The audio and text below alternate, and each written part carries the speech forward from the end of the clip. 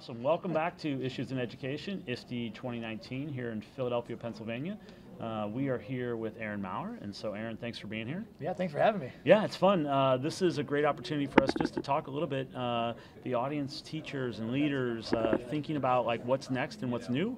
Tell me a little bit about what the work you're doing back in Iowa, and then also we'll go on from there. But what are you doing then? I get excited talking about what you do, so tell me what you've been doing. I mean, my job title is STEM lead, and really helping educators trying to weave STEM and computer science and makerspace into meaningful connections in the classroom. Like it can't be an add-on, it can't be just a side thing that we do. We don't have time for it. And so really working intentionally with teachers, I call it purposeful play, where we're designing these conditions to bring hands-on learning and play back to the classroom with the purpose where we can still knock out our standards, but the kids still have voice and remember the joys of being a kid and what it's like just to play again. Yeah, one of the things when I'm talking to teachers about their growth is how to be playful, right? Like you don't always have to be a joker or goofy, but how do you build a playfulness in the teachers you're working with? I mean, the one thing we talk about, and obviously it's a lot of work that you do, we talk about safe environments. You know, we talk so much, it's easy to say we want kids to reiterate and go through the design process and think outside the box and whatever phrase we want to use,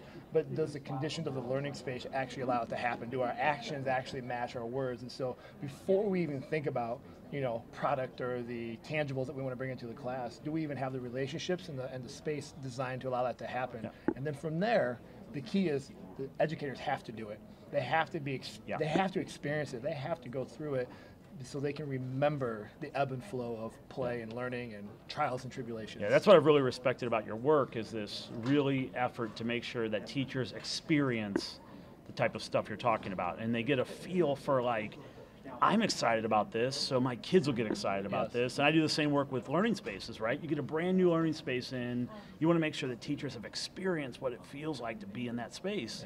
It goes a long way. It's all about confidence, and I think for so long, so many educators have lost their confidence due to whatever reason, and they have it in them. They have this drive to do what's best for kids. That's why we get into education. But through whatever has happened, we've lost sight of that. So they have to get back to that experience to build a confidence in themselves, so they can turn around and empower and build a confidence in their kids. Yeah. And I think robots are great implementers. And if we digress the profession to just implementing other people's stuff, no one's gonna like the work. And so we do have to get back to where we want to be creative. We have power on those sort of pieces and what we're doing. You're doing some work for Lego. I think there's a nice tie across from their mission to your mission. I feel like you're a happy connection for them. Talk a little bit about that. It's been just a perfect a marriage of sorts, really, as we start to think about. They just released a huge research study with the Harris Poll on confidence, and what we're finding is students and teachers don't have the confidence in STEM. And so how do we start to bring that back? And a lot of it comes back to this experience.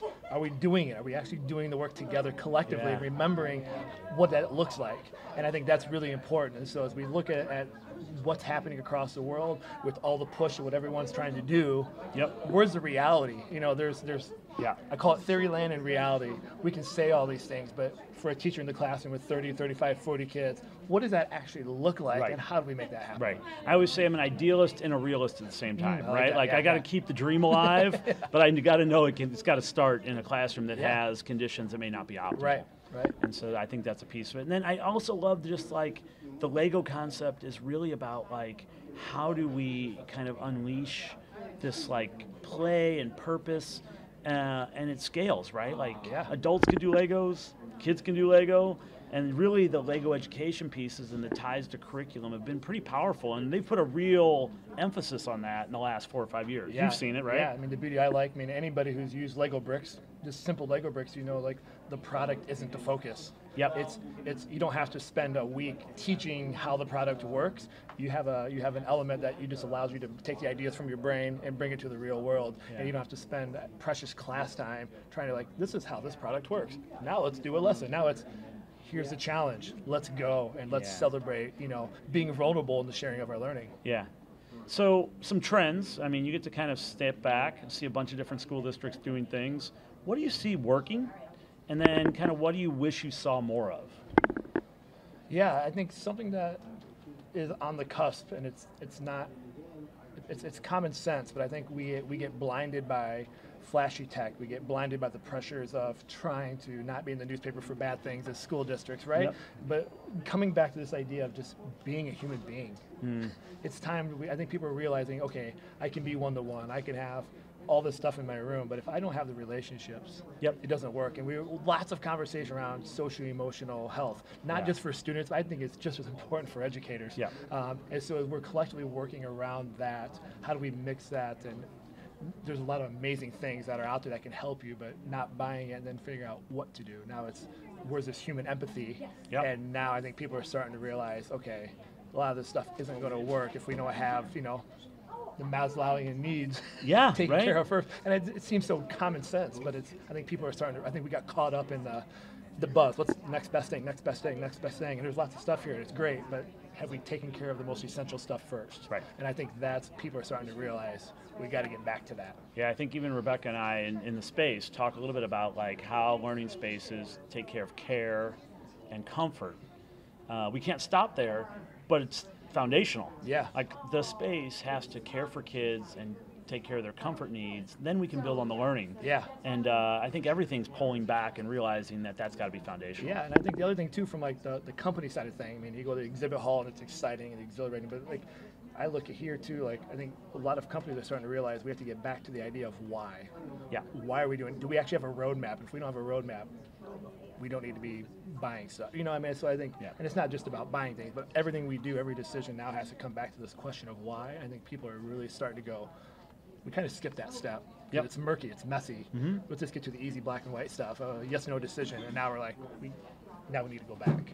And that's what makes me excited. So final question, you're always a maker, lifelong maker. What are you personally working on right now in that kind of maker land?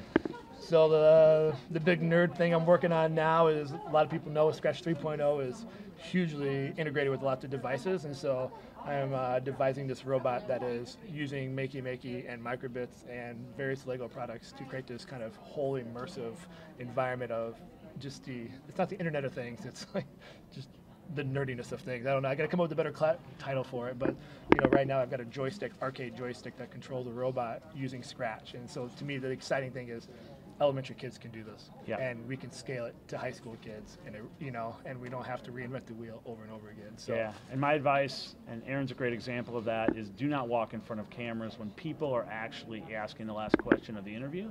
And so we're just going to redo that question, so that'll work out just fine. So one of the last things I think that Aaron brings to the table is that he represents what we want as kid beat makers in adults. And so thank you for continuing to make and create and design and the work that you're doing with kids. Thanks for being here. Thank you for having me. I really appreciate it. You bet. This has been Issues in Education, ISTE 2019 here from Philadelphia, Pennsylvania.